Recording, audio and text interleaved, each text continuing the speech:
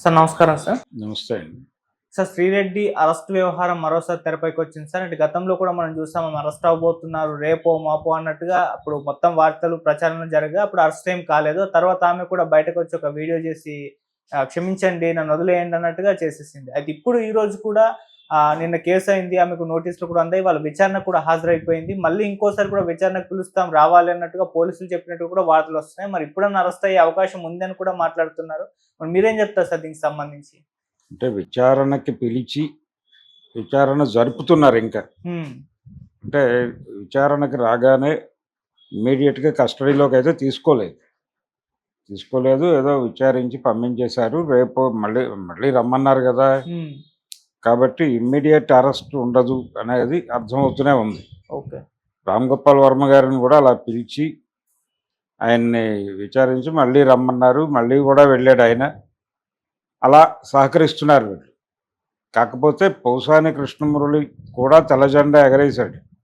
Video చేసి మహాప్రభు అని దాదాపుగా ఇంక జీవితంలో ఎప్పుడు ఏమీ మాట్లాడను, అసలు వీధిలోకి రాను, ఈ టైపులో మాట్లాడాడు ఆయన. అయినప్పటికీ అతన్ని అరెస్ట్ చేయటము, ఆ తర్వాత అతనికి రకరకాల ఏరియాల నుంచి వారెంట్లు వచ్చేలాగా డిజైన్ చేసి ఆ కోర్టులకి ఆ జైళ్ళకి తిప్పుతూ అతన్ని వేధించినటువంటి తీరు చాలామందిని కొంచెం భయపెట్టిన మాట వాస్తవం. అలాగే వల్లభనేని వంశీకి సంబంధించి కూడా ఒక గందరగోళం నడుస్తోంది. అంటే వీళ్ళందరూ కూడా చాలా అగ్రెసివ్గా ఆ రోజున అధికార పార్టీ దన్ను చూసుకుని ప్రతిపక్షం మీద చెలరేగిపోయి మాట్లాడారు అనేది ప్రధాన ఆరోపణ. అంటే బార్డర్ క్రాస్ చేసి పొలిటికల్ క్రిటిసిజం అనేది పక్కన పెట్టి పర్సనల్ ఏరియాకి వెళ్ళి మాట్లాడారు. పర్సనల్ ఏరియాకి వెళ్ళి మాట్లాడటం అనే దాని మీద మనోభావాలు గాయపడ్డాయి.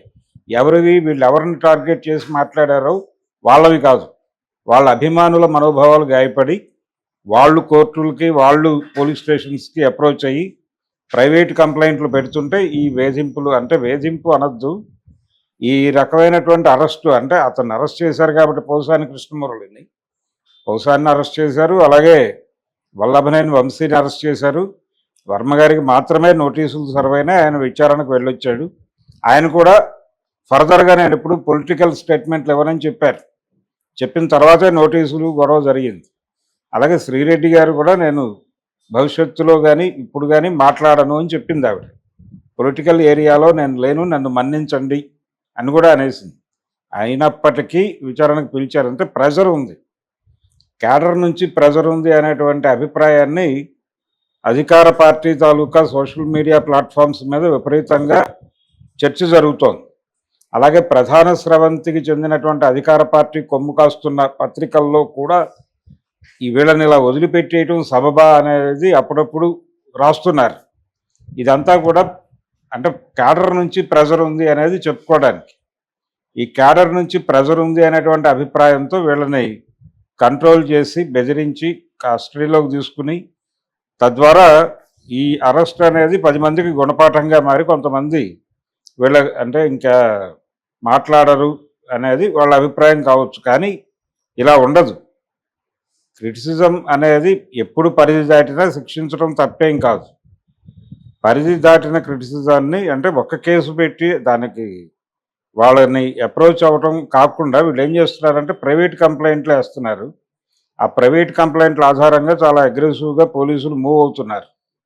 నా ప్రశ్న ఏంటంటే ఇదే సందర్భంలో ప్రస్తుతం అధికారంలో ఉన్నటువంటి పార్టీ వైపు నుంచి కూడా కొంతమంది అదర్ సైడ్, అంటే ఇప్పుడు ప్రతిపక్షంలో ఉన్న అప్పటి అధికార పక్ష నాయకుల మీద కూడా అవాకులు చవాకులు పొలిటికల్ క్రిటిసిజం పరిధి దాటి మాట్లాడుతున్నారు కదా, పర్సనల్ ఏరియాకి వెళ్ళి.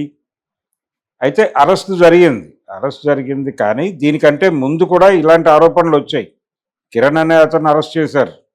కానీ ఇది కిరణ్ మొదలుపెట్టింది కాదు. కిరణ్ కంటే ముందే చాలామంది మాట్లాడారు, చాలా వీడియోలు చేశారు వాళ్ళు. తెలుగుదేశం గెలుపు కోసం సహకరించిన మీడియా ఛానల్స్ వాళ్ళు అనేక స్కిట్లు చేశారు. ఆ స్కిట్టులు చేసిన వాళ్ళ మీద, స్క్రిప్ట్ రాసిన వాళ్ళ, రాయించిన వాళ్ళ మీద మనోభావాలు గాయపడ్డాయని చెప్పి వైఎస్ఆర్సీపీ కార్యకర్తలు ఎందుకు కేసులు పెట్టలేదు?